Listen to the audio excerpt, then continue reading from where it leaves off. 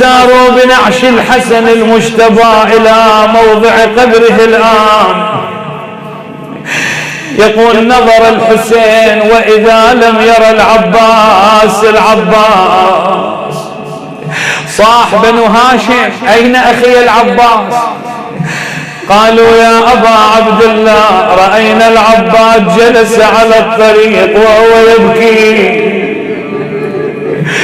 وقف الحسين على رأسه. أخي عباس ما الذي جرى؟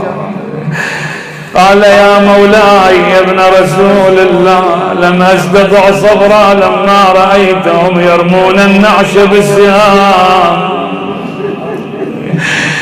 يقول فبكى الحسين.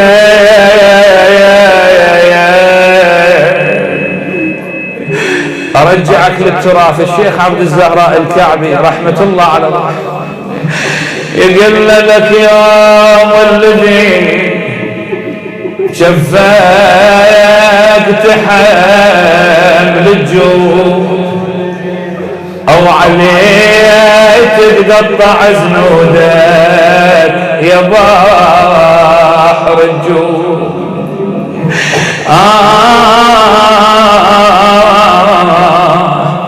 أو يومك يا ابن ابويا عاشر بعاشور. نعم مولاي الحسين هذه وقفة لك وأنت على رأس العباس في مصيبة أخيك الحسن المجتبى. والموقف الثاني وقفت مكسور الظهر على العباس والسهم نابت بالعين. شلون موقف للحسين؟ يقول خرج إلى العباس وهو يقول الآن كسرتم ظهري،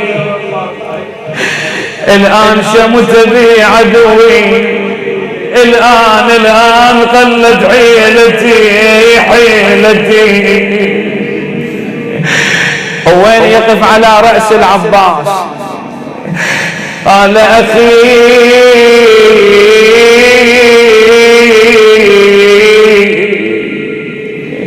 يقول لي يا عباس صدق صعبة يا ابو فاضل علي فرقاك، خويا فرقاك يا عباس انا اذكر رضاي وياك.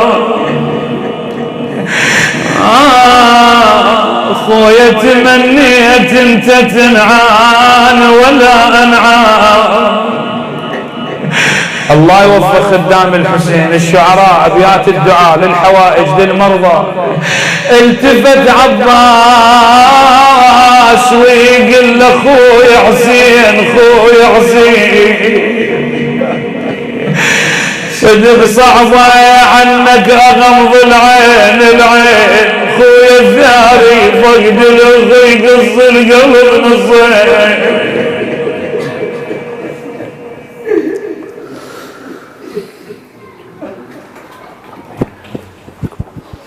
لا حول ولا قوة إلا بالله. ولعنة الله على الظالمين الذين ظلموا. إن شاء الله. والعاقبة للمتقين. اللهم اجعلنا جميعا من المتقين. اللهم صل على محمد وآل محمد الأخيار الميامين الأبرار. اللهم لا تجعله آخر الذكر منا لأصفيائك وأوليائك محمد وآل محمد. رب لا تحرمنا والجالسين والمؤمنين فردا من خدمة الحسين يا الله. اللهم وفقنا لمراضيك جنبنا معاصيك لا تخرجنا من هذه الدنيا حتى ترضى عنا يا الله. اللهم اصلح كل فاسد من أمور المسلمين، ألف بين قلوبنا يا الله.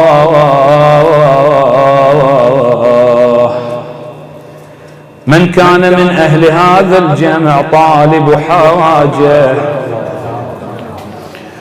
اللهم ونحن في باب من أبوابك باب الحسن الزكي نقسم عليك بالإمام الحسن المجتبى يا الله، من على أهل الحوائج بقضائها يا أرحم الراحمين يا الله.